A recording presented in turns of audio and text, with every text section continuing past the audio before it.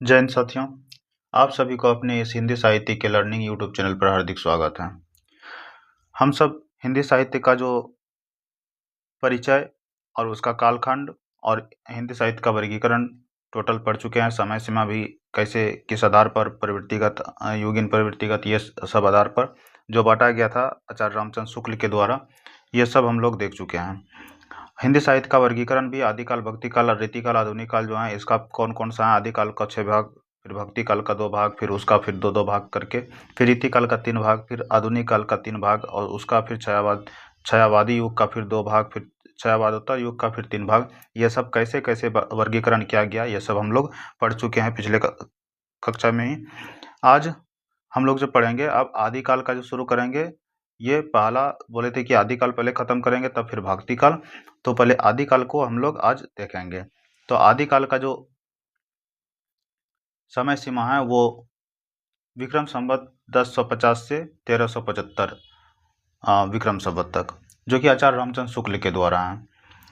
और इसका जो नामकरण के आधार पर सभी विद्वानों में मतभेद हैं। देख लीजिए क्या क्या मतभेद हैं। अलग अलग विद्वानों ने अलग अलग आदिकाल का नामकरण बताया गया है। देखिए, चारण काल, चारण काल किसने कहा था? जॉर्ज गिडियर्सन ने कहा था, ठीक है। और प्रारंभिक काल किसने कहा था? मिश्र बंधु ने। मिश्र बंधु ने आदिकाल को क्या कहा? प्रारंभिक काल कहा। और बीजवपन काल किसने कहा था? महावीर प्रसाद द्विवेदी ने। यानी कि महावीर प्रसाद द्विवेदी ने आदिकाल का नाम क्या रखा गया? बीजवपन काल। और फिर वीरगाथा काल किसने कहा था? आचार्य रामचंद्र शुक्ल ने। आचार्य रामचंद्र शुक्ल ने वीरों की प्रधानता के कारण यहाँ पर क्या रखा गया? वीरगाथा काल का नाम दिया गया। फिर शीत सामंत काल, जो कि पंडित राहुल सांकृत्यायन जी ने दिए थे। और फिर आदिकाल हजारी प्रसाद द्विवेदी ने दिए थे। और संधि काल एवं चारण काल, ठीक है। आदिकाल जो दिए थे वो किसने? आचार्य हजारी प्रसाद द्विवेदी ने दिए थे नाम। और फिर संधि काल एवं चारण काल का नाम किसने दिया था? वो रामकुमार वर्मा ने। और फिर वीर काल वीर काल का नाम किसने दिया था? विश्वनाथ प्रसाद मिश्र ने। विश्वनाथ प्रसाद मिश्र ने आदिकाल को वीर काल कहा। फिर अंधकार काल कमलकुल श्रेष्ठ ने कहा, ठीक है। आदिकाल को अंधकार काल किसने कहा था? कमलकुल श्रेष्ठ ने। फिर डॉक्टर धीरेन्द्र वर्मा ने आदिकाल को क्या कहा? अपभ्रंश काल कहा। डॉक्टर धीरेन्द्र वर्मा ने आदिकाल का नाम क्या रखा गया? अपभ्रंश काल कहा। और फिर मोहन अवस्थी ने आदिकाल को क्या नाम दिया? आधार काल दिया। और फिर वासुदेव सिंह ने आदिकाल को क्या नाम दिया? उद्भव काल दिया, ठीक है। तो ये नामकरण था। अब आदिकाल समय सीमा अलग अलग विद्वान ने कैसे रखा गया वो देख लीजिए। जॉर्ज ग्रियर्सन ने क्या कहा कि 700 ईस्वी से 1400 ईस्वी इसका समय रहेगा। किसका? आदिकाल का।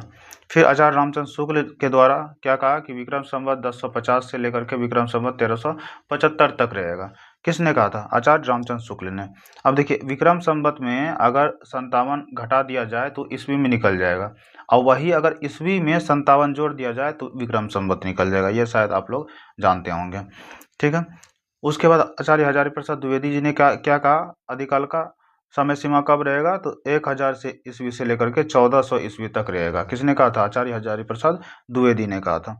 फिर राहुल सांकृत्यायन ने क्या कहा कि 760 ईस्वी से 1300 ईस्वी तक रहेगा, ठीक है।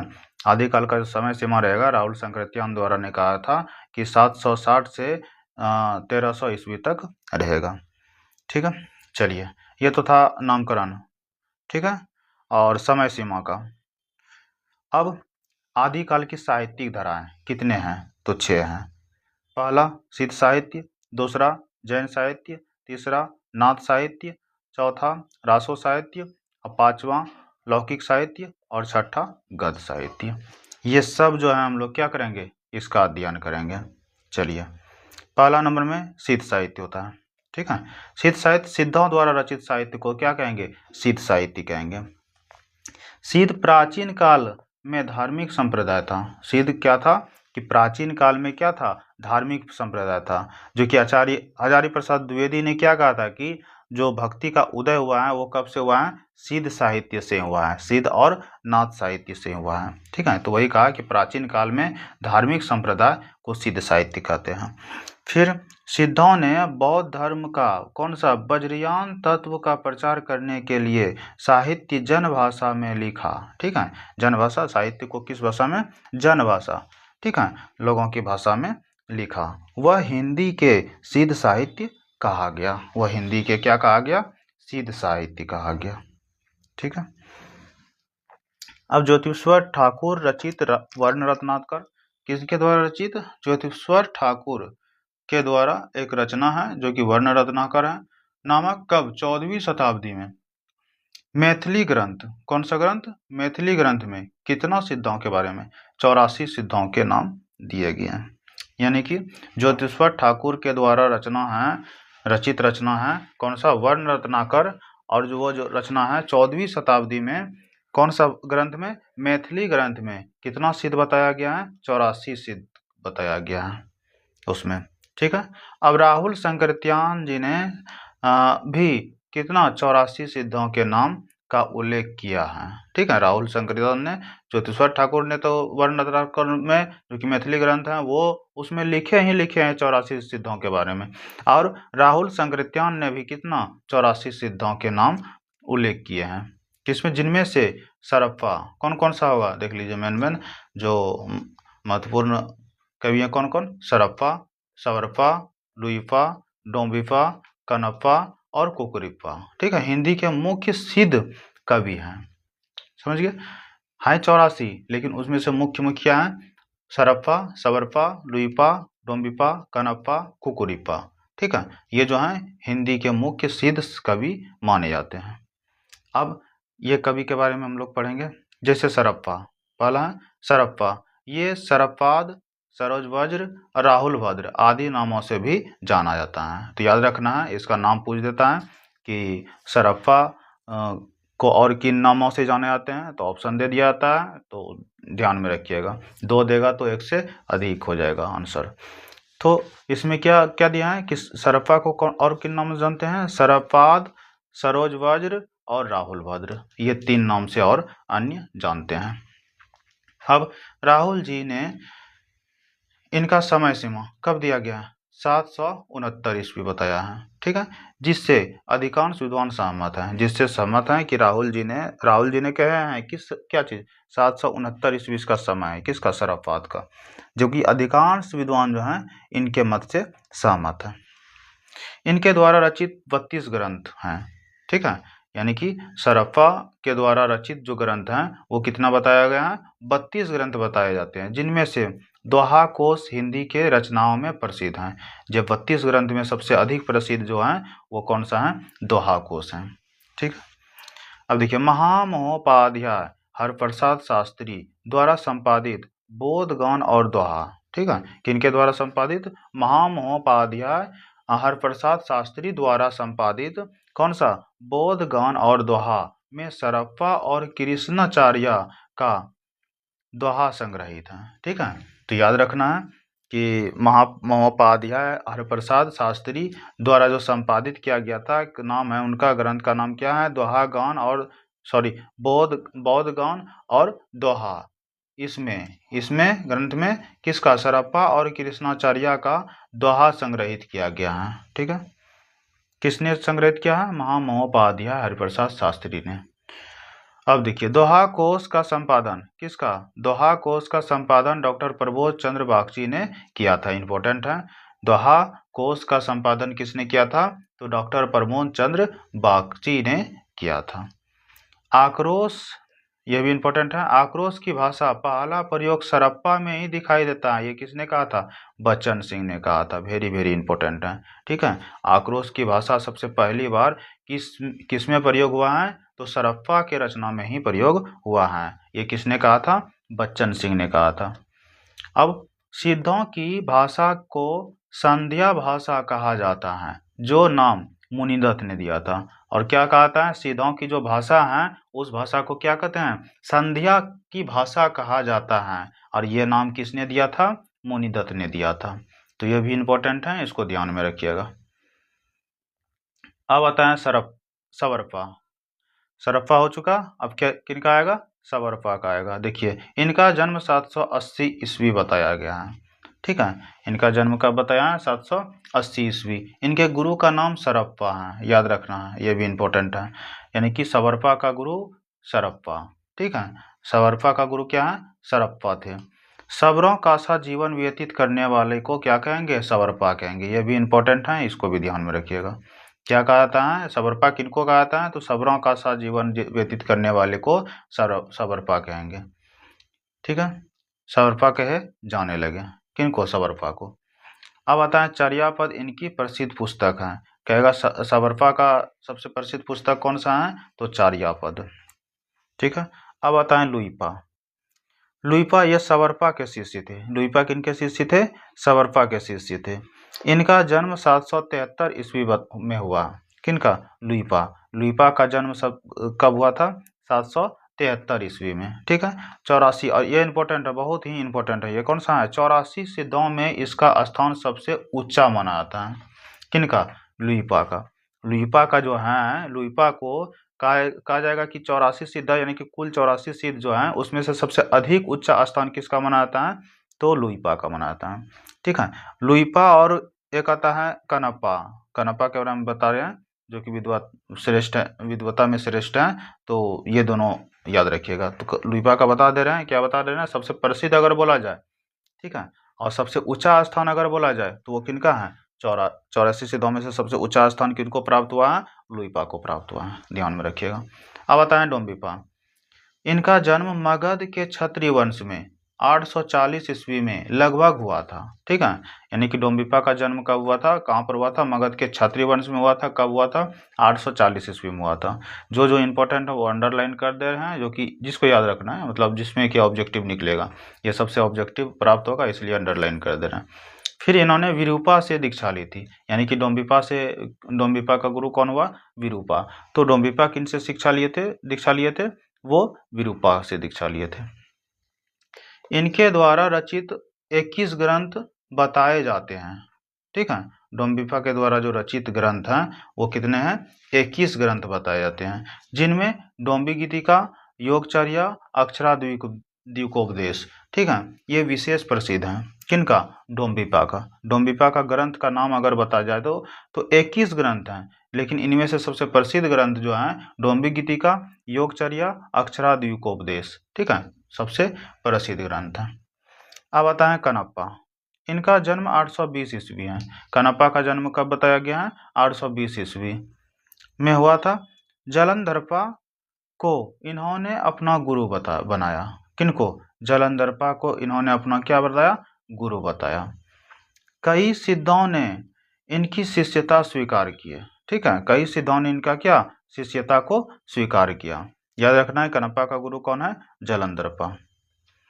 ये सिद्धों में सर्वश्रेष्ठ, आ गया ना, सर्वश्रेष्ठ विद्वान और सबसे बड़े कवि थे। कौन? कनप्पा। लुइपा सबसे ऊंचा स्थान, और कनप्पा क्या है? सर्वश्रेष्ठ विद्वान और सबसे बड़े कवि थे 84 सिद्धों में से। कौन? कनप्पा। ठीक है, इनके द्वारा लिखे 74 ग्रंथ बताए जाते हैं, यानी कि कनप्पा के द्वारा लिखे जो ग्रंथ हैं वो कितना है? 74 हैं, जिनमें अधिकांश दार्शनिक विषयों पर चर्चा किए हैं। यानी कि 74 ग्रंथ में से सबसे अधिक जो मतलब चर्चा किए हैं, कौन सा विषय पर? दार्शनिक विषय पर चर्चा किए हैं। ठीक है, अब आता है रहस्यात्मक भावनाओं से परिपूर्ण गीतों की रचना करके ये हिंदी के कवियों में प्रसिद्ध हुए हैं। क्या चीज? रहस्यात्मक भावनाओं से परिपूर्ण, रहस्य के बारे में पूरी तरह से परिपूर्ण होकर के गीतों की रचना करके ये हिंदी के कवियों में सर्वश्रेष्ठ प्रसिद्ध हुए हैं।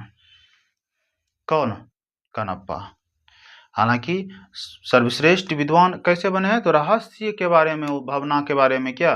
गीतों की रचना किए हैं, जो कि सबसे प्रसिद्ध कवि बने हैं। हालांकि क्या इसमें याद रखना है कनप्पा में कि सर्वश्रेष्ठ विद्वान हैं और सबसे बड़े कवि हैं। ठीक है, और सबसे ऊंचा स्थान प्राप्त किनको हुआ है? तो लुइपा को हुआ है। ये भी ध्यान में रखना है, कंफ्यूज नहीं होना है।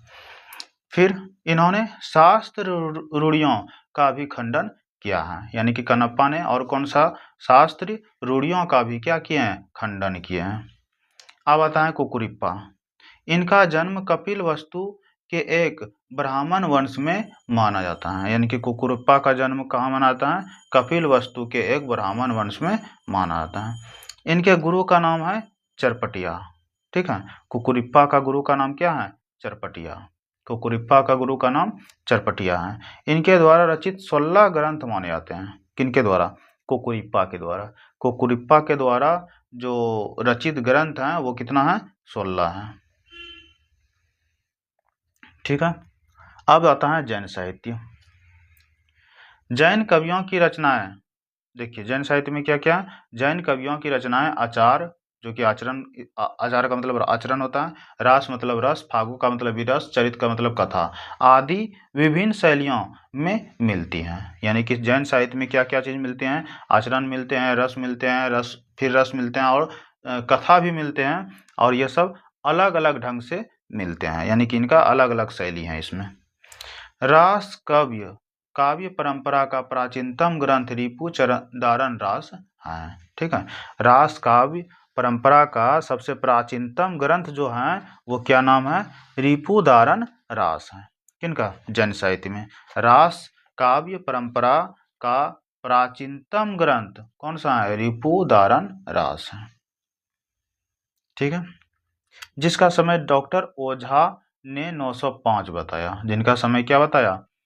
905 बताया। जिनदत्त सूरी द्वारा रचित उपदेश रसायन रास। जिनदत्त सूरी द्वारा कौन सा? उपदेश रसायन रास अपभ्रंश भाषा का प्रथम रास ग्रंथ है। ठीक है।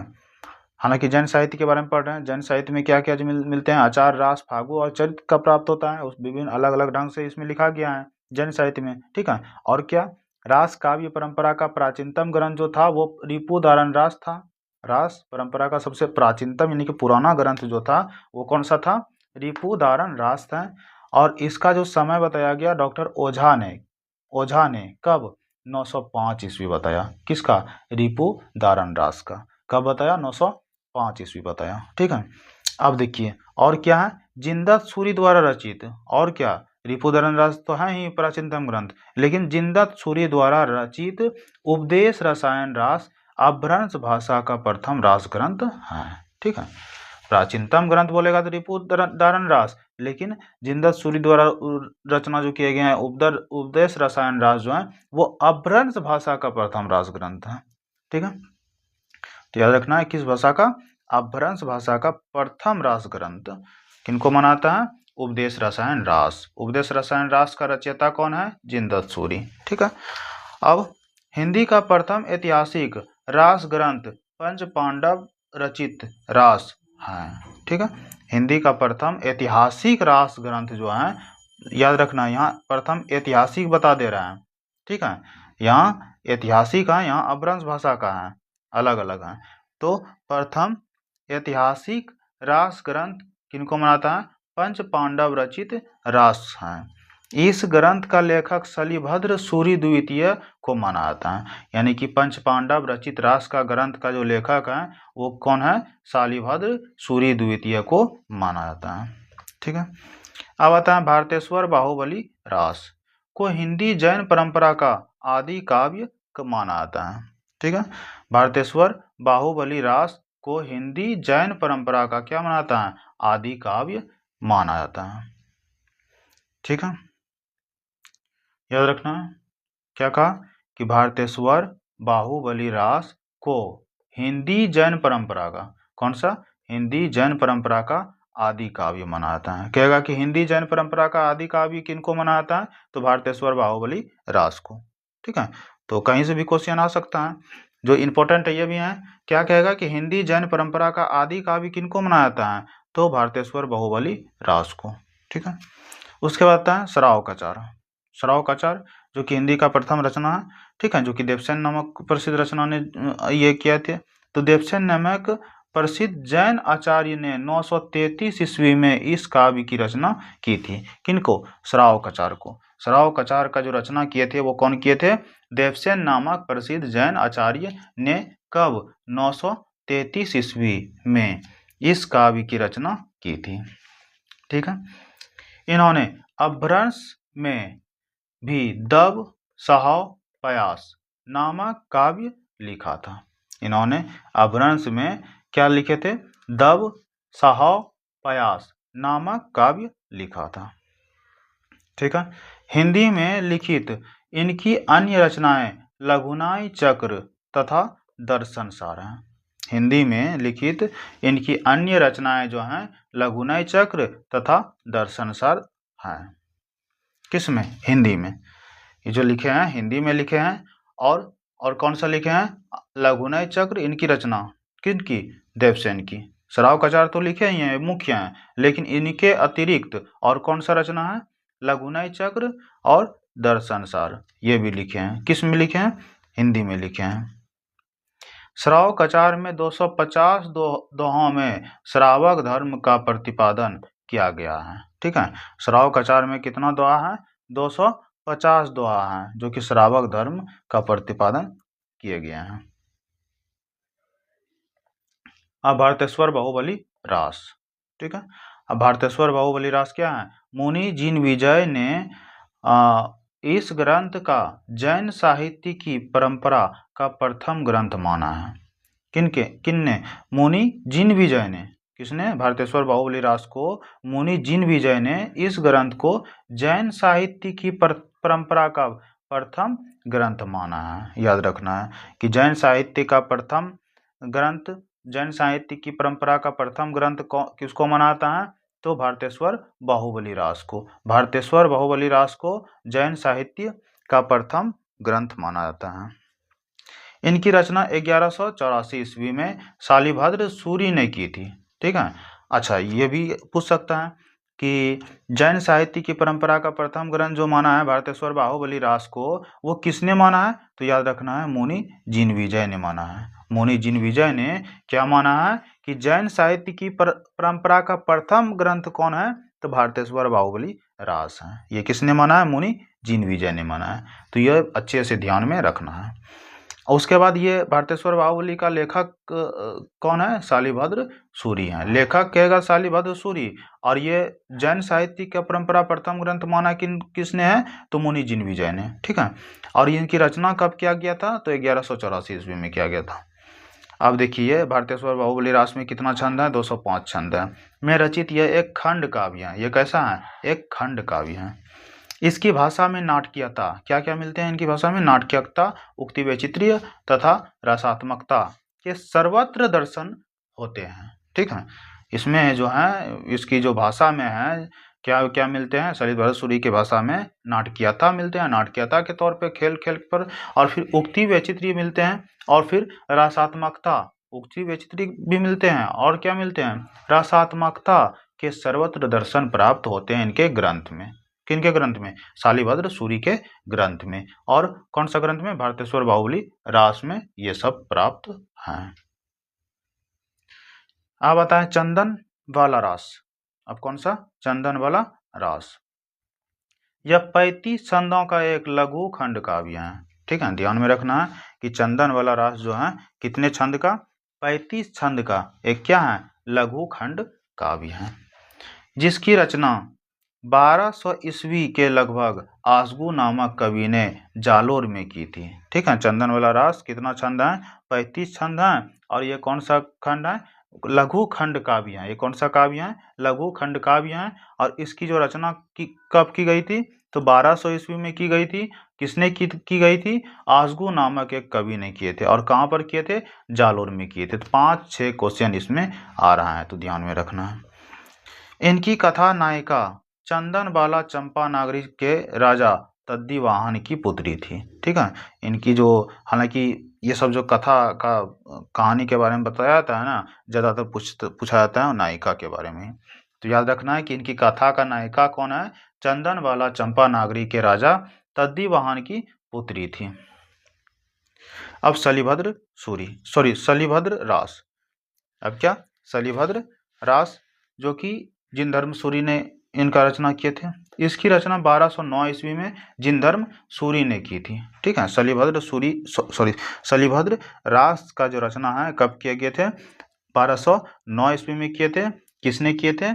जिनधर्म सूरी ने किए थे। इनकी भाषा पर अपभ्रंश का प्रभाव अधिक है। इनकी भाषा का सबसे अधिक प्रभाव किसका पड़ा हुआ है? अपभ्रंश का पड़ा हुआ है। फिर भी इसकी भाषा मूल रूप से हिंदी है। अपभ्रंश का प्रभाव, लेकिन इसमें मूल रूप से क्या चीज अधिक प्राप्त हुआ है? हिंदी का प्राप्त हुआ है। ठीक है, तो याद रखना। शैलभद्र सूरी का रचना कब किया गया था? 1209 ईस्वी में किया गया था। किसने किया था? तो जिनधर्म सूरी ने किया था। और ये स्थूलीभद्र रास में जो भाषा है वो कौन सा है? अपभ्रंश का प्रभाव पड़ा, यानी कि अपभ्रंश भाषा होते हुए भी इसमें मूल रूप से क्या चीज का प्रयोग हुआ है? हिंदी का प्रयोग हुआ है अधिक।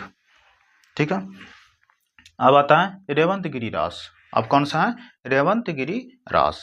देखिए, यह विजयसन सूरी की काव्य कृति है। रेवंतगिरी रास किसकी काव्य कृति है? विजयसन सूरी की है, जिसकी रचना 1231 ईस्वी में लगभग हुई थी। इनकी रचना कब की गई थी? 1231 ईस्वी में की गई थी। इस काव्य में तीर्थकर नेमिनाथ की प्रतिमा तथा रेवंतगिरी तीर्थ का वर्णन है। ठीक है, इस काव्य में तीर्थकर नेमिनाथ की प्रतिमा तथा रेवंतगिरी तीर्थ का वर्णन बताया गया है। किसमें? रेवंतगिरी रास में। अब आता है नेमिनाथ रास। अब कौन सा? नेमिनाथ रास। इस काव्य की रचना सुमति गनी ने कब? 1213 ईस्वी में की थी। नेमिनाथ रास की रचना जो की गई थी वो किसने की गई थी? सुमति गनी ने की गई थी। और कब की गई थी? तो 1213 ईस्वी में की गई थी। अब इसमें जो छंद है, कितना छंद है? 58 छंद है। ठीक है, नेमिनाथ रास में छंदों की संख्या कितना है? 58 है। इस रचना में कवि ने नेमिनाथ का चरित्र रसरस शैली में प्रस्तुत किया। ठीक है, 58 छंद हैं और इस रचना में कवि ने क्या चीज? नेमिनाथ का चरित्र सरस शैली में प्रस्तुत किया। अब देखिए नाथ साहित्य, सिद्ध साहित्य, जैन, कौन कौन सा हुआ इधर?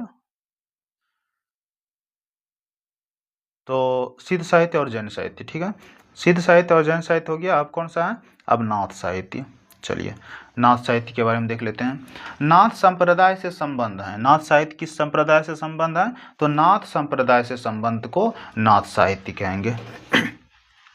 प्रवर्तक है गोरखनाथ। ठीक है, इसका प्रवर्तक किनको मनाता है? जैसे योगी आदित्यनाथ, तो वो कौन सा संप्रदाय से रिलेटेड है? तो वो नाथ संप्रदाय से आते हैं। ठीक है, बाबा कहते हैं ना उनको, तो फिर वो कौन सा? नाथ संप्रदाय से ही है। इनका प्रवर्तक, नाथ साहित्य का जो प्रवर्तक है, नाथ संप्रदाय का जो प्रवर्तक माने आते हैं किनको? गोरखनाथ को। गोरखनाथ को गोरक्षनाथ भी कहते हैं। ठीक है, जो कि प्रथम नाथ माना जाता है। प्रथम नाथ किसको मनाता है? गोरक्षनाथ को। और यह है मत्स्येंद्र नाथ, जो कि मत्स्येंद्र नाथ भी कहते हैं, का शिष्य है। गोरखनाथ किसका शिष्य है? मत्स्येंद्र नाथ का शिष्य है। नाथों की संख्या कुल कितना है? 9। नाथों की संख्या कुल कितना है? 9। अब इसका कालखंड कब से है? 12वीं से 14वीं शताब्दी के बीच में है। कालखंड इसका क्या है? नाथ का 12वीं से 14वीं शताब्दी के बीच में है। इसका मान्यता, नाथ का मान्यता क्या है? मोक्ष की प्राप्ति है। मोक्ष प्राप्ति का एकमात्र मार्ग है। किसमें? नाथ साहित्य में। और मोक्ष प्राप्ति कैसे मिलेगा? तो संन्यास बन करके मिलेगा। ठीक है, जब सन्यासी बनता है, तो संन्यास जब बन जाता है तो वो क्या चीज? मोक्ष प्राप्त होता है। अब संन्यास कैसे बनता है? अब देखिए संन्यास कैसे? वैराग्य का निषेध करना है, यानी कि वैराग्य में नहीं पड़ना है। फिर इंद्रिय निग्रह, ठीक है, इंद्र पर निग्रह करना है। फिर संयम, यानी कि संयम पे रहना है। वैराग्य, धन दौलत, ये संसार से मतलब नहीं है। इंद्र यानी कि अपने पांचों इंद्रियों को अपना संयम, अपना मतलब निग्रह करना है, अपना बस में करना है। और हमको क्या रखना है? खुद को संयम में रहना है। तब तो क्या बन पाएंगे? सन्यासी बन पाएंगे। अगर ये सब तीनों में से कोई एक भी अगर भंग हुआ तो फिर हम सन्यासी नहीं कहलाएंगे। तो ये तीनों का पालन करना होता है। किसका किसका? वैराग्य का, इंद्रिय निग्रह का और संयम का। ये तीनों का जब पालन कर लेते हैं तब क्या बनते हैं? सन्यासी बनते हैं। और सन्यास जब बन जाते हैं तब आपको क्या मिल जाता है? मोक्ष की प्राप्ति हो जाती है। ठीक है, तो मोक्ष का प्राप्ति कैसे मिलता है? सन्यास बन के। सन्यास फिर कैसे होता है? वैराग्य, इंद्रिय निग्रह और संयम, ये तीन चीजें को हम क्या अपने अंडर में रखेंगे, तब हम क्या बनेंगे? सन्यास बनेंगे। अब ये तीन चीज अंडर में कैसे रहेगा? तो हठ योग के कारण रहेगा। ये तीन चीज अपने अंडर में कैसे रहेगा? तो हठ योग के कारण रहेगा। मन इधर उधर विचलित होगा, लेकिन हम हठ के कारण क्या कर देंगे? मन को विचलित नहीं होने देंगे। तो हठ योग के अंतर्गत क्या चीज मिलेगा? वैराग्य, इंद्र निग्रह और संयम मिलेगा, तब तो संन्यास बन पाएंगे, और संन्यास बनेंगे तभी हमको मोक्ष प्राप्त होगा। तो याद रखना है कि मोक्ष कैसे प्राप्त होता है। अब यहाँ ह का अर्थ होता है सूर्य और ठ का अर्थ होता है चंद्रमा, ये भी ध्यान में रखना। क्वेश्चन में पूछा जाता है ह का अर्थ क्या होता है सूर्य, हठ जैसे हठ योग हुआ है ना, तो ह का अर्थ होता है सूर्य और ठ का अर्थ होता है चंद्रमा। ठीक है, अब देखिए इसका मतलब समझ रहे हैं ना, हठ योग सूर्य, सूर्य कभी भी नहीं डूबता है। हाँ, थोड़ा जैसे पृथ्वी घूर्णन होती है तो फिर एक साइड रात हो जाता है, एक साइड दिन हो जाता है, लेकिन सूर्य क्या हमेशा क्या उज्जवल है। तो उसी तरह से जब एक चीज़ हम कुछ करना शुरू कर दिए तो वो अपना हठ यानी कि अपना मन में हठी बन गए कि नहीं ये चीज़ करके ही दिखाएंगे। तो ह का अर्थ होता है सूर्य, ठ का भी अर्थ होता है चंद्रमा। फिर अनुयायी इनका कौन सा है योगी, जो कि कनफट्टा भी कहते हैं। ठीक है, अनुयायी इनका कौन सा है योगी, जो कि कनफट्टा कहते हैं, इसलिए योगी आदित्यनाथ पूरा नाम हुआ। अब जो कि बाबा जी का वो भी नाथ संप्रदाय से हैं, इसलिए योगी आदित्यनाथ कहेंगे। अन्य नाम अवधूत मत, इनका अन्य नाम क्या है अवधूत मत, योग मत और योग संप्रदाय। नाथ साहित्य का जो नाथ संप्रदाय का जो अन्य नाम होता है योगी कनपट्टा के अनुयायी है, और अन्य नाम क्या क्या है अवधूत मत, योग मत और योग संप्रदाय। ये 3 नाम है किसका नाथ संप्रदाय का। अब इनकी विशेषता क्या क्या है, स्त्री संसर्ग का निषेध और ब्रह्मचारी का पालन, तभी तो यहाँ बोला इंद्रिय निग्रह, यानी कि अपना 5 इंद्रिय को क्या करना है अपने बस में करना है। तो वही बोला कि स्त्रीय संसर्ग का निषेध करना है और ब्रह्मचारी का पालन करना है। गुरु का महिमा मंडन करना है, इसमें गुरु का अधिक से अधिक क्या करने के लिए बोलता है महिमा मंडन करने बोलता है। अब ये नहीं कि मतलब गुरु है और उसका महिमा मंडन नहीं किए, तो गुरु का जितना भी जो कार्य है उसका क्या करना है महिमा मंडन करना है, पूरा संसार में क्या करना है उसका प्रचार प्रसार करना है। फिर सुखवाद के विरुद्ध, सुखवाद यानी कि खुद को सुखी नहीं महसूस करना है, सुखी नहीं रहने देना है, सुखवाद के विरुद्ध होना है और हठ योग पर बल देना है। और क्या हठ योग पर बल देना है। ठीक है, हठ योग के क्या कैसे होता है वो हम बता दिए। तो सुखवाद के विरुद्ध होना है, सुखी नहीं रहना है और हठ योग पर विरोध करना है, सॉरी हठ योग पर बल देना है। अब देखिए नाथ पंथ का साहित्य कौन कौन सा है, गोरखनाथ का शब्दी पद प्राण संकली शिक्षा दर्शन नरवय बोधा अभय मात्रा जोग आत्म बोधा 15 तिथि सप्तवार। अब मच्छिंद्रनाथ का गोरखनाथ रोमावली ज्ञान तिलक ज्ञान चौतीसा एवं पंच मात्रा। ठीक है, तो ये सब क्या है नाथ पंथ का साहित्य है। अब इसका भाषा क्या है पुरानी हिंदी है, भाषा क्या है पुरानी हिंदी, जो कि अपभ्रंश के करीब माना जाता है। पुरानी हिंदी को क्या माना जाता है अपभ्रंश के करीब माना जाता है। इसको कौन सा और भाषा से जानते हैं सदुकड़ी भाषा के नाम से भी जानते हैं, किनको पुरानी हिंदी को। ठीक है, शैली उलट बांसी, शैली इनका क्या है उलट बांसी, इसका शैली उतना शुद्ध तरीका से नहीं दिया गया, उलट बांसी तरीका से दिया है। और विषय आचार योग नीति आदि, इनका इसमें विषय क्या क्या डाला है आचार योग नीति और आदि ये सब डाला है। अब देखिए काफिर बोध, जो कि देश भाषा में रचित नाथपंथी साहित्य है, साहित्य का नाम है काफिर बोध, जो कि देश भाषा में रचित कौन सा साहित्य नाथपंथी साहित्य है। अब देखिए शीत और नाथ दो चीज हम लोग देखे, एक चीज क्या देखे शीत साहित्य देखे और एक चीज क्या देखे नाथ साहित्य देखे। अब शीत साहित्य का मतलब क्या होता है, शीत साहित्य का विशेषीकृत अध्ययन किसने किया था तो राहुल संकृत्यान जी ने किया था। वेरी वेरी इंपॉर्टेंट जो कि क्वेश्चन आता है। और नाथ साहित्य का विशेषीकृत अध्ययन किसने किया था तो पीतम्बर दत्त भरतवाल ने किया था, ये भी इंपॉर्टेंट है तो याद रखना है। याद क्या रखना है कि सिद्ध साहित्य का विशेषीकृत, अभी सिद्ध साहित्य पढ़े इसलिए सिद्ध साहित्य का विशेषीकृत अध्ययन किसने किया था तो राहुल संकृत्यान जी ने किया था। और फिर नाथ साहित्य का विशेषीकृत अध्ययन किसने किया था तो पीतम्बर दत्त भरतवाल ने किए थे।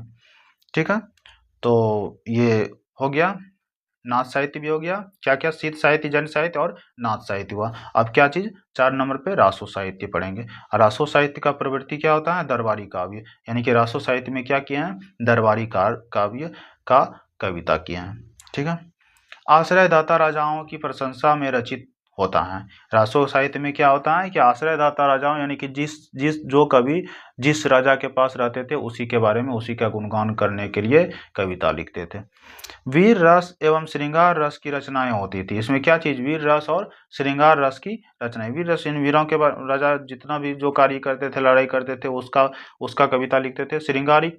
फिर श्रृंगार यानी कि जो वहाँ पर राज दरबार में होता था, श्रृंगारिक वगैरह ये सब, राजा का, रानी का, वो सब भी रचना करते थे। और वीर गाथाएं, भाषा क्या होता था, डिंगल। भाषा कौन सी होता था, डिंगल। ठीक है, डिंगल और पिंगल है, लेकिन इसमें रासो साहित्य में कौन सा भाषा है, डिंगल है। रासो साहित्य के कुछ रचना एवं उनके रचनाकार कौन कौन सा है, पृथ्वी राज रासो। ठीक है, पृथ्वी राज रासो का जो रचना किए थे, ये रासो साहित्य का है। पृथ्वी राज रासो चंद्रवरदाई ने किए थे। ठीक है, पृथ्वी राज रासो चंद्रवरदाई। उसके बाद विद्यापति ने कौन कौन सा, विद्यापति को मैथिल कोकिल भी कहते हैं, जो कि मिथिला के कोयल माने जाते हैं। विद्यापति को क्या कहते हैं, मैथिल कोकिल माने कहे जाते हैं, जो कि मिथिला के कोयल माने जाते हैं। अब इनका जो भाषा है वो 3 भाषा होते हैं विद्यापति का।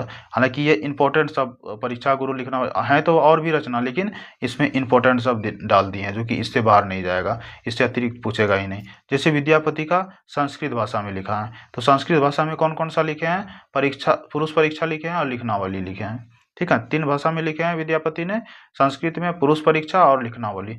और फिर अवहट में कौन सा, कीर्तिलता और कीर्तिपताका। ठीक है, अवहट में क्या लिखे हैं, कीर्तिलता और कीर्तिपताका। ठीक है, और फिर 3 नंबर में क्या लिखे हैं, मैथिली भाषा में क्या लिखे हैं, पदावली लिखे हैं। मैथिली भाषा में क्या लिखे हैं, पदावली लिखे हैं। अब अब्दुल रहमान का प्रसिद्ध रचना कौन सा है, संदेश रासक। अब्दुल रहमान का प्रसिद्ध रचना कौन सा है, संदेश रासक, जो कि श्रृंगारिक काव्य है। ये संदेश रासक क्या है, श्रृंगारिक काव्य है, और विषय इसमें क्या डाला है, प्रेम प्रसंग का बारे में बताया गया है। उसके बाद आता है अमीर खुसरो का। अमीर खुसरो का उपाधि क्या मिल गया है, तोता ए हिंद। इसको तोती ए हिंद भी कहा जाता है। तोता ए हिंद या तोती ए हिंद भी कहा जाता है, जो कि हिंदुस्तान का तोता कहे जाते हैं। किनको, अमीर खुसरो को। तूती ए हिंद, सॉरी तोती नहीं, तूती ए हिंद। तो ये हर्षु का तूती ए हिंद किनको कहा जाता है, अमीर खुसरो को। ठीक है,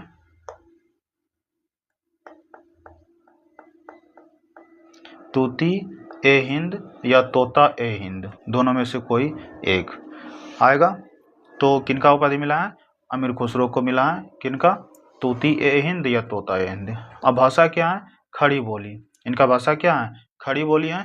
खड़ी बोली का प्रथम प्रयोक्ता माने जाते हैं अमीर खुसरो को। अमीर खुसरो को क्या बोले माने जाते हैं, खड़ी बोली का प्रथम प्रयोक्ता किनको माने जाते हैं, अमीर खुसरो को माने जाते हैं। अब इनका रचनाएं क्या है, खलिक बारी। ये जो है उसमें उस टाइम प्रथम, हिंदी का प्रथम कौन क्या है वहां पर बताए थे। रचना है खलिक बारी, जो कि शब्दकोश है। हालात ए कन्हैया, जो कि भक्ति रचनाएं लिखी गई हैं। फुटकर रचनाएं, जो कि मुकरिया और पहेलियां लिखे हैं। फुटकर रचना में क्या क्या लिखे हैं, मुकरिया और पहेलियां। इसी रचना में से अमीर खुसरो विशेष रूप से जानने लगे हैं। कहेगा कि अमीर खुसरो को विशेष रूप से जानने लगे हैं किस रचना में, तो फुटकर रचना में, जो कि मुकरिया और पहेलियां लिख करके ये प्रसिद्ध हुए हैं। कौन, अमीर खुसरो। ठीक है, अब देखिए आचार्य रामचंद्र शुक्ल के अनुसार वीर गाथा परंपरा का प्राचीनतम ग्रंथ विशलदेव रासो है। ठीक है, आचार्य रामचंद्र शुक्ल के अनुसार से वीर गाथा परंपरा का प्राचीनतम ग्रंथ किनको माने जाते हैं, विशलदेव रासो को माने जाते हैं। ठीक है, वीर गाथा परंपरा का प्राचीनतम ग्रंथ किनको मानते हैं, विशलदेव रासो का मानते हैं। अब रासो शब्द का उत्पत्ति कैसे हुए हैं वो देख लीजिए। रासो शब्द का उत्पत्ति क्या, गरसा दत्तासी ने कहते हैं कि राजस्यु से रासो शब्द का उत्पत्ति हुए हैं। फिर रामचंद्र शुक्ल ने कहते हैं कि रसायन रास या रासो से रासो शब्द का उत्पत्ति हुए हैं। फिर हजारी प्रसाद द्विवेदी ने कहते हैं कि रासक शब्द से क्या चीज, रासो शब्द का उत्पत्ति हुआ है। याद रखना है कि आचार्य हजारी प्रसाद द्विवेदी ने क्या कहा कि रासक शब्द से ही रासो शब्द का उत्पत्ति हुआ है। ठीक है, अब देखिए इसका जो रासो साहित्य का कौन कौन क्या है देख लीजिए। दलपति विजय, ठीक है, दलपति विजय जो कि रचना है खुमान रासो।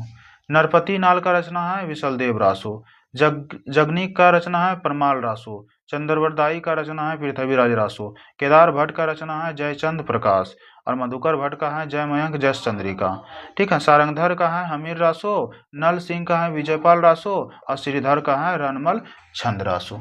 ठीक है, तो ये याद रखना है कि रासो साहित्य का कौन कौन सा है साहित्य और साहित्यकार। दलपति विजय जो कि खुमान रासो लिखे हैं, नरपति नाल जो कि विशलदेव रासो लिखे हैं, जगनीक जो कि परमाल रासो लिखे हैं, चंद्रवरदाई पृथ्वीराज रासो लिखे हैं, फिर भट्ट केदार भट्ट तो जय चंद प्रकाश लिखे हैं, फिर मधुकर भट्ट जय मयंक जस चंद्रिका लिखे हैं, सारंगधर हमीर रासो लिखे हैं, नल सिंह विजयपाल रासो लिखे हैं, श्रीधर रनमल छंद लिखे हैं। तो ये ध्यान में रखिएगा। ठीक है, अब आता है लौकिक साहित्य। ठीक है, सिद्ध साहित्य, जैन साहित्य, नाथ साहित्य, रासो साहित्य, अब क्या चीज है लौकिक साहित्य। आदिकाल को 6 भागों में साहित्य के आधार पर बांटे हैं ना, सिद्ध साहित्य, जैन साहित्य, नाथ साहित्य, रासो साहित्य, लौकिक साहित्य, फिर अंत में गद्य साहित्य। तो रासो साहित्य तक हो गया, अब लौकिक और गद्य बचा है। तो लौकिक साहित्य पढ़ लेते हैं पहले। लौकिक साहित्य जैसे ढोला मारूरा दोहा इसमें आते हैं। 11वीं शताब्दी में रचित यह एक लोक भाषा क्या काव्य है। कौन सा ढोला मारूरा दोहा। इसमें ढोला नामक राजकुमार और मारवाड़ी नामक राजकुमारी में की प्रेम कथा का वर्णन कछवाहा वंश के राजा नल के पुत्र ढोला जिस समय 3 वर्ष का था तथा पुगल के राजा पिंगल की कन्या मारवानी। ठीक है, याद रखना पिंगल की कन्या मारवानी केवल 1.5 वर्ष की थी। ठीक है, ढोला जो थे वो 3 वर्ष के थे और मारवानी जो थे वो 1.5 वर्ष की थी। तभी दोनों का विवाह करा दिया जाता है। तभी दोनों का क्या कराते हैं विवाह करा दिया जाता है। ठीक है, तो इसमें ये कहानी है किसमें ढोला मारूरा दोहा। जब उस समय विवाह कर दिया जाता है तो ये पुगल के जो राजा पिंगल हैं उनके राज्य में क्या आपदा आ जाती है, यानी कि पूरा मरा होता है उसके राज्य में, जिसके कारण वो राज्य छोड़ करके किसी अन्य राज्य पर सहारा लेना पड़ते हैं। सभी अपने प्रजा को लेकर के दूसरे राज्य में जाना पड़ता है और यहाँ पर और उनके साथ उनकी बेटी जो मारवानी है वो भी चली गई। अब यहाँ जो है जो कि किनका था राजकुमार जो था ढोला नाम का राजकुमार जो था वो उससे बिछुड़ गई। कौन मारवानी। अब बहुत दिन के बाद 18-20 साल के बाद वो मारवानी ये ढोला जो है नाम का राजा जो है वो किसी अन्य लड़की से क्या विवाह हो जाता है, यानी कि ढोला का किसी अन्य लड़की के साथ विवाह हो जाता है। फिर उससे जब विवाह हो गया और उनको भूल जाते हैं, किनको मारवानी को, जो कि 3 वर्ष में ही शादी हो चुका है। मारवानी का हालांकि 1.5 वर्ष और इनका 3 वर्ष। तो उस समय जो विवाह हुआ है तो वो दोनों हालांकि भूल जाते हैं बचपन का कि शादी कैसे कैसे हुआ नहीं हुआ है किससे हुआ है, ये तो भूल ही जाएगा 1.5 साल का तो रहेगा। तो फिर जब किसी ने उनको बताया जाता है उनको मारवानी को, तो वो एक पत्र लिखते हैं ढोला को और वो कहते हैं कि हम आपकी प्रारंभिक जो है पत्नी वो हम मारवानी है, जो कि हमारा क्या 1.5 साल हम 1.5 साल के थे और आप 3 साल के थे, उसी समय हम दोनों का विवाह करा दिए जाते हैं। तो हम आपसे निवेदन करते हैं कि हमको अपनाने की कृपा करें। जब ढोला के यहाँ पत्र लिखने के लिए भेजते हैं तो ये उनकी पत्नी जो मालवानी थी जो बाद में विवाह हुआ है, तो फिर वो उस पत्र को छुपा देते हैं। तब बहुत दिन के बाद ढोला को जब प्राप्त होता है तब फिर ढोला अपने रथ के साथ जा करके कहाँ मारवानी के राज्य में जाते हैं, जो कि उनके पिताजी चले गए हैं दूसरे राज्य में, वहाँ जाते हैं और वहाँ फिर अपना सम्मान के साथ मारवानी को अपने राज्य में लाते हैं। कौन ढोला लाते हैं। तो इसी तरह से ये ढोला मारूरा दोहा में कहानी दिया गया है। ठीक है, तो ये पूरा कहानी नहीं दिए हैं, इसमें लिखे नहीं है क्योंकि इसका क्वेश्चन नहीं आता है। ठीक है, अब देखिए जयचंद प्रकाश और जस चंद्रिका। रामचंद्र शुक्ल के अनुसार से यह एक महाकाव्य था। कौन जयचंद प्रकाश और जस चंद्रिका। यह रामचंद्र शुक्ल के अनुसार से ये क्या है महाकाव्य था, जिसमें महाराज जयचंद के प्रताप और पराक्रम का वर्णन था। इसमें किनका जयचंद और प्रताप और पराक्रम, जयचंद के प्रताप और पराक्रम का वर्णन था। किसमें जयचंद प्रकाश में। जय मयंक जस चंद्रिका की रचना मधुकर कवि ने कब 1186 ईस्वी में की थी। कहेगा जयचंद प्रकाश और जस चंद्रिका का जो रचना किए थे वो किसने किए थे? मधुकर कवि ने किए थे। कब किए थे? 1186 ईस्वी में किए थे। ठीक है। अब आता है बसंत विलास। बसंत विलास जो कि सर्वप्रथम यह रचना हाजी मोहम्मद स्मारक ग्रंथ में सन 1952 ईस्वी में प्रकाशित हुई थी। ठीक है। किनका? बसंत विलास का। सर्वप्रथम यह रचना हाजी मोहम्मद स्मारक ग्रंथ में सन 1952 ईस्वी में प्रकाशित हुई थी।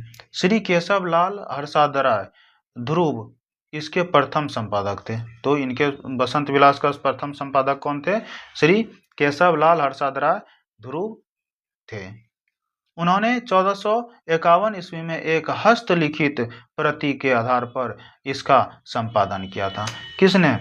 श्री केशव लाल हर्षादराय ध्रुव ने क्या लिखे थे? 1451 ईस्वी में हाथ से लिख करके इसमें पूरा कहानी लिखे थे। अब आता है खुसरो की पहेलियां। खुसरो की पहेलियां। आचार्य रामचंद्र शुक्ल के अनुसार से खुसरो ने 1283 ईस्वी के लगभग रचना आरंभ की थी। कब किए थे? 1283 ईस्वी में रचना का आरंभ किए थे। उनका जन्म एटा के पटियाली गांव में हुआ था। उनका जन्म कहाँ हुआ था? एटा के पटियाली गांव में हुआ था। ये बड़े विनोदी और सहृदय व्यक्ति थे। ठीक है। खुसरो ये जो थे क्या थे? क्या थे? विनोदी थे। मतलब सबका सम्मान और ये मतलब आदर करने के लिए, सहायता करने के लिए ये थे, सहायता करते थे, मदद करते थे और सहृदय व्यक्ति थे। आदिकाल में खड़ी बोली को काव्य की भाषा बनाने वाले वे पहले कवि थे। आदिकाल में जो खड़ी बोली है इसका काव्य की भाषा बनाने वाले ये खुसरो जी पहले कवि थे, अमीर खुसरो। उनके द्वारा रचित ग्रंथों की संख्या 100 बताई जाती है। अमीर खुसरो के द्वारा रचना जो है, रचित ग्रंथ जो है वो कितना बताई जाती हैं? 100 बताए। यहाँ पर क्वेश्चन आएगा, ध्यान में रखना कि अमीर खुसरो का रचित ग्रंथ कितना बताई जाती है? 100 बताई जाती हैं, लेकिन जिनमें से 20 से 21 ही उपलब्ध हो पाया है अभी तक। 100 ग्रंथ में से अभी कितना पाया जाता है? 20 से 21 ग्रंथ ही उपलब्ध हैं। इनमें से खलिकबारी, मुकरिया, दो सुखने यानी कि गजल आदि प्रसिद्ध ग्रंथ हैं। इनमें से कौन कौन ग्रंथ हैं? खलिकबारी, मुकरिया, दो सुखने, गजल, ये सब क्या है? प्रसिद्ध ग्रंथ हैं। किनका? अमीर खुसरो का। ठीक है। अब आता है अंत में गद्य साहित्य। अंत में क्या आता है? गद्य साहित्य, जिनका पहला है राउलवेल। ठीक है। यह एक शिलांकृत कृति है। ये कैसा है? गद्य साहित्य में जो राउलवेल जो आते हैं ये क्या है? शिलांकृत, शिला पर उकेरा गया है, जिसका पाठ बंबई के प्रिंस ऑफ वेल्स संग्रहालय से उपलब्ध कर प्रकाशित कराया है। ये जो शिलांकृत यानी कि शिला पर जो उकेरा गया है वो कहाँ पर पाया जाता है? कहाँ पर रखा गया है? प्रिंस ऑफ वेल्स संग्रहालय में रखा गया था और वहां से निकाल करके उसको जो जो लिखा हुआ था वो क्या प्रकाशित किए थे पेजों में। इसकी रचना राउल नाइका के नखशिख वर्णन, नखशिख यानी कि नाखून से सिर तक का वर्णन बताया गया है। हालांकि ऑप्शन में आएगा कहीं कभी पूछ देता है नाखून से सिर तक, कभी पूछ देता है पैर से सिर तक, तो दोनों याद रखना। नखशिख का मतलब क्या होता है? नाखून से लेकर के सिर तक। ठीक है। नहीं तो डायरेक्ट कभी कभी पूछ देता है कि पैर से लेकर के सिर तक हुई है। इस कृति का रचित रोड़ा नामक कवि माना जाता है। इस कृति का जो रचित है वो कौन है? रोड़ा कवि नामक का माना जाता है। इसमें राजस्थानी प्रधान उक्ति व्यक्ति प्रकरण, इसमें राजस्थानी प्रधान क्या? उक्ति व्यक्ति प्रकरण, महाराज गोविंद चंद के सभा पंडित दामोदर शर्मा ने 12वीं शताब्दी में इस पुस्तक रचना की थी। कब की थी? 12वीं शताब्दी में किए थे। ठीक है। अब आता है वर्ण रत्नाकर। इसका लेखक ज्योतिश्वर ठाकुर नामक मैथिल कवि हैं। ठीक है। वर्ण रत्नाकर का लेखक कौन है? ज्योतिश्वर ठाकुर। जो कि मैथिल कवि हैं ज्योतिश्वर ठाकुर। इन्होंने बंगाल एशियाटिक सोसाइटी से 14वीं शताब्दी में प्रकाशित हुई थी। किसको? वर्णनाकारकों को। कहाँ पर किए थे? बंगाल एशियाटिक सोसाइटी में इनका क्या प्रकाशन किए थे? कब? 14वीं शताब्दी में। किनको? वर्णनाकार को। किसने? ज्योतिश्वर ठाकुर ने। ज्योतिश्वर ठाकुर क्या है? एक मैथिल कवि हैं। ठीक है, तो ये हो गया। इधर साहित्य, हिंदी साहित्य का जो है ये कल के क्लास में ही बता दिए हैं जितना ग्रंथ और ग्रंथकार हैं। तो आज ये आदिकाल पूरा, जो आदिकाल को 6 भाग में बांटा गया है टोटल, कौन कौन सा? रासो, जैन, नाथ, सिद्ध, जैन, नाथ, रासो, लौकिक और गद्य। तो आदिकाल को कितने भागों में बांटा गया है? 6 भागों में। तो वो पूरा हो चुका है। कौन कौन सा पूरा हो चुका है 6 भाग का? जो कि सिद्ध साहित्य, जैन साहित्य, नाथ साहित्य, रासो साहित्य, लौकिक साहित्य और गद्य साहित्य। ये 6 साहित्य को हम पूरी तरह से एकदम लॉन्ग, वो भी शॉर्ट नहीं, पूरी तरह से लॉन्ग, जो कि क्वेश्चन छूटेगा नहीं यहाँ से, इसको पूरा हम करा दिए हैं। तो आप लोग यहाँ तक आप अच्छे से पढ़ लीजिए। इसका जो है पीडीएफ हम ग्रुप में सेंड कर देंगे। ठीक है, तो क्लास करने के बाद वो पीडीएफ से रिवीजन आप लोग कर सकते हैं। तो अब जो होगा अगले क्लास से जो होगा तो वो भक्ति काल से शुरू हो जाएगा। ठीक है, भक्ति काल का फिर जितना भी पढ़ेंगे, निर्गुण सगुण वो सब जितना भी हैं चारों को, वो टोटल पढ़ लेंगे। कृष्ण भक्ति, संत भक्ति, सूफी भक्ति, फिर कृष्ण भक्ति, राम भक्ति, ये चारों भाग को पढ़ेंगे। तो वो नेक्स्ट क्लास में पढ़ेंगे। तो आज के लिए ही यहीं तक रहने देते हैं। ठीक है, तो जय हिंद।